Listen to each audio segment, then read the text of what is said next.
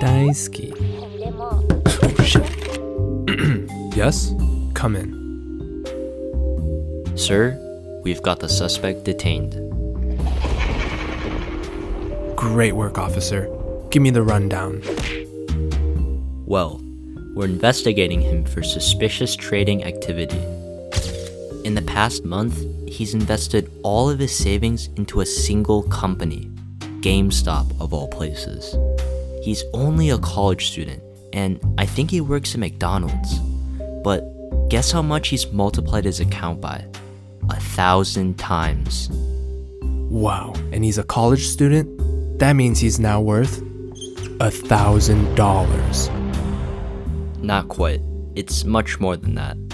But anyways, there's definitely something fishy happening here. Let's go do some questioning.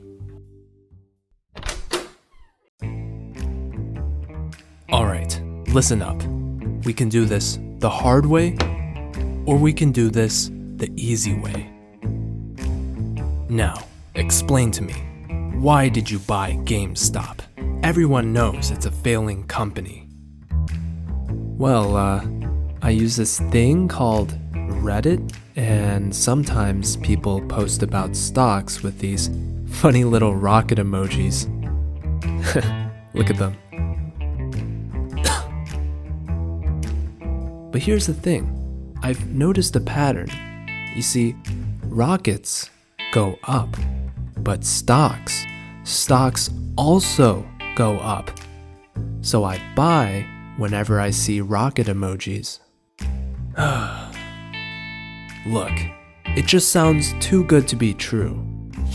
There's no way you knew GameStop was going to skyrocket. So you're telling me there's no insider trading involved? No. Wait, what's insider trading? That's like a news company, right? Ow, what the? Well then, explain this.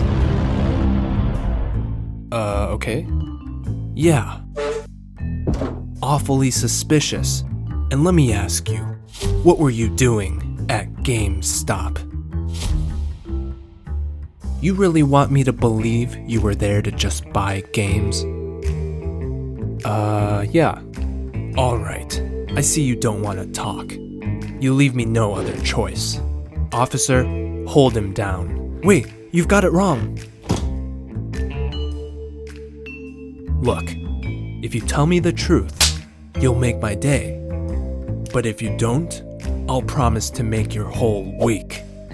Wait, no, please, I'll tell you everything. Go on. To tell you the truth, I bought GameStop because of someone else. Cars like +2, +4. It's just saying, just buy an extra 2,000 or an extra 4,000 shares. That's all that's saying. I knew it. You might have heard of him. He's an internet legend. His name is Deep Fucking Value, or DFV for short. Tell me everything from the beginning.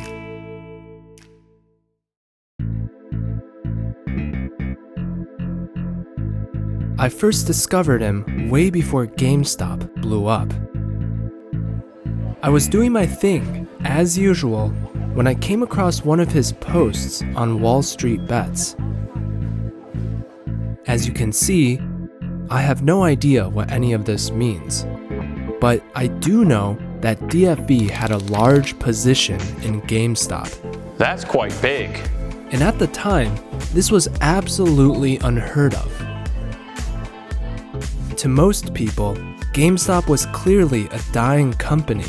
Their stock price was at an all-time low, sales were declining, and they were closing down stores. It's simple. Why would anyone invest in a failing business? That's like putting your savings into AMC or BlackBerry and expecting it to go up. Wait, what? Anyways, DFE was really getting criticized for buying GameStop. This was just so irresponsible, even for Wall Street Bets.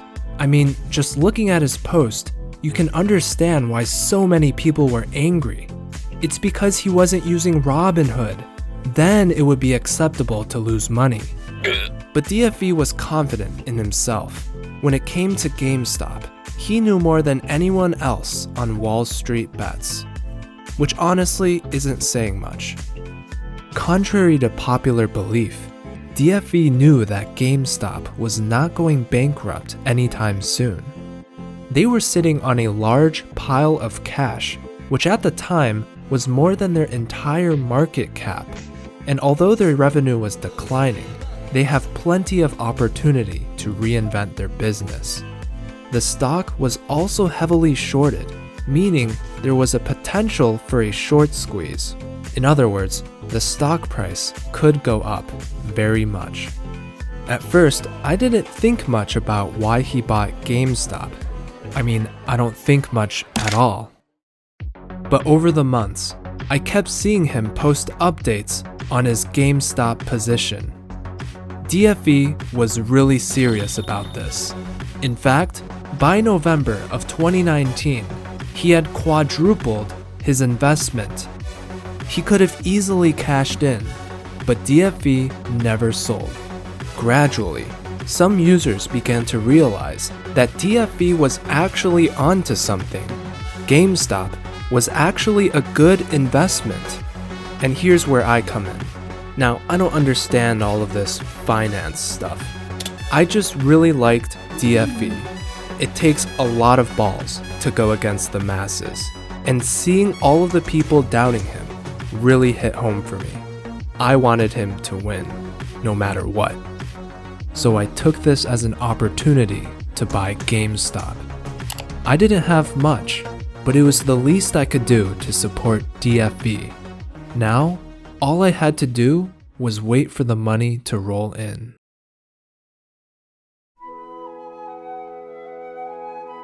Finally, after several months of waiting for GameStop to blow up, I had a good feeling about today. Imagine the things I could do if I was rich. I could quit my job, travel the world, or run as president. But let's see how my GME stocks are doing. I checked on my phone, and lo and behold... Wait. Uh-oh. The stock price tanked. I checked the news.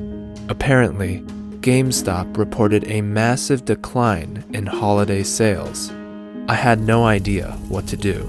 I thought I could trust DFE. Was he wrong this entire time? As the day went by, it became more and more tempting to sell my shares.